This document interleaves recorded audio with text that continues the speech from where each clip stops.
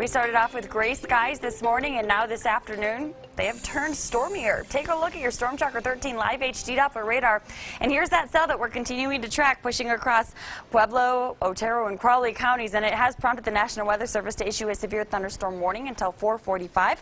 So for about the next 5 minutes. Now, this storm is producing a lot of strong winds. We had several reports of 60-mile-per-hour gusts. And we also had some golf ball size hail associated with that cell, so we'll keep an eye on that as it moves off toward the north, pushing at about 30 miles per hour. Across eastern El Paso County, we are tracking a line of storms that extends into Elbert County, linked to a cluster of storms north of I-70, north of Lyman. So we do have some pretty strong storms across the lower elevations. In fact, we had tornado warnings out across the far eastern plains earlier this afternoon. Thankfully, those have been allowed to expire as the storm has weakened.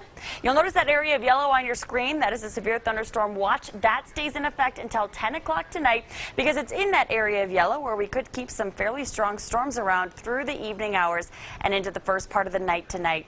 But for most areas, we should start to see the activity begin to wind down as we take you into the second part of your evening. So between about 8 o'clock and 10 o'clock, the storms are going to continue pushing off toward the north and east. We'll start to see some clearing conditions along the interstate, and we'll keep that trend going as we head into about midnight. Beyond midnight, everything begins to wind down, and we'll see clearing skies into tomorrow morning.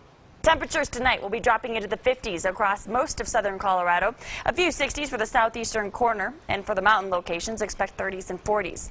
We'll have more sunshine to start you off tomorrow morning, but then during the afternoons, we'll see a few storms popping up once again across the high country, and those will continue sliding off toward the north and east.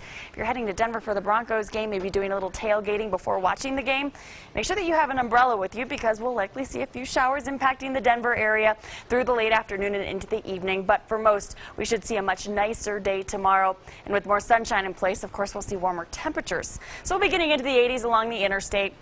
We're expecting an afternoon in the 90s for places like La Junta, Lamar, Springfield. Cooler in Leadville, only warming to 59 degrees.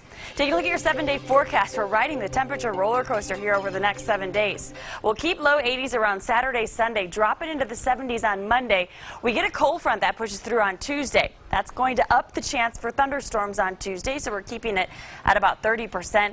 It'll drop the temperature. 74 on Tuesday, then 72 degrees on Wednesday.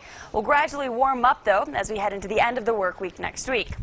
In Pueblo, expect temperatures tomorrow at 88 degrees, 89 on Sunday, with temperatures sticking around the upper 80s through Monday, and then we drop it back into the low 80s next Wednesday. 80 degrees is your high temperature in Pueblo.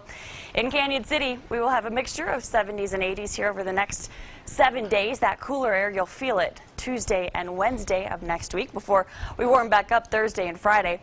And in Teller County, we'll have 70s through Monday. We'll keep about a 20 to 30% chance for storms going through next Wednesday, and then even Teller County will begin to dry out as we head into the end of the work week next week. But needless to say, tracking 60s and 70s for the middle of August is definitely not something we have seen for the past couple of years, so it is going to be cooler. Enjoy it.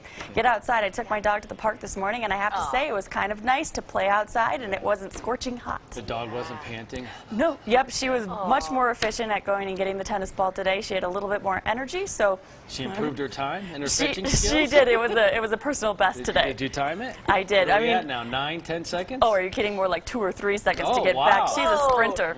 Chinook is a record breaker. We might have a dog we need to train for the Purina Dog Chow. Oh, she needs lots of training. Yeah. She's a little unruly. All right. Thank you, Rachel. You bet. Here you go. Thanks, Rachel.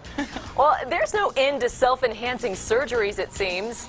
A new one hitting the market now promises such little downtime, your boss won't even know you've gone under the knife. That's a good thing. I went under the knife today, boss.